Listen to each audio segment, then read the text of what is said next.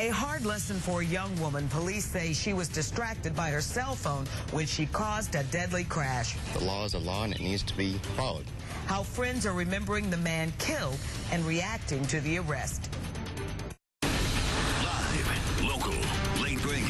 This is Channel 2 Action News at 5 p.m. Coverage you can count on.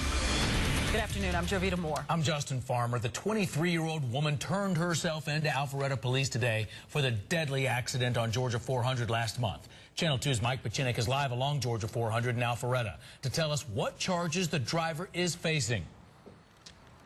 Justin, this is exactly where that wreck happened. In fact, you can still see the path the SUV took as it left 400, rolled over several times, and then crashed into that guardrail over there. Police say the driver of another car was distracted and set off the deadly chain of events.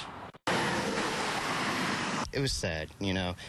Couldn't have happened to a nicer guy. Waylon Franklin talks about this wreck last month on Georgia 400 that claimed the life of his neighbor, Edward Kivlin. I mean, this is a tragic accident that, you know, I wouldn't wish on anybody's family. Franklin told me he was driving on 400 April 11th when he saw police rushing to the accident. It wasn't until later he learned his 67-year-old neighbor was dead, killed instantly when his SUV rolled several times here north of Haynesbridge Road. Accidents do happen, and you got to take control of what you're doing when you're driving. Wednesday morning, this woman, 23-year-old Haley Fine, turned herself into Alpharetta police.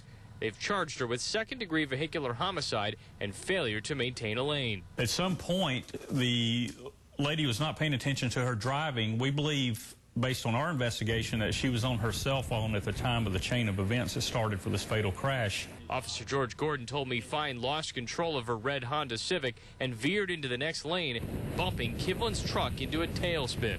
The heartbreaking thing about this whole thing is we had just a totally innocent driver lose his life, driving straight in his lane, not doing anything wrong. Fine turned herself into Alpharetta police this morning and bonded out a few hours later. We tried to reach her by phone and at her home for comment about those charges, but we have not heard back from her. It's crashes like this that have prompted the U.S. Transportation Secretary to call for an outright ban on cell phones in cars. Coming up in the next hour, we'll look at some pretty disturbing numbers about distracted drivers and people being killed on U.S. interstates. For now, we are live along Georgia 400. I'm Mike Pachinik, Channel 2 Action News. Break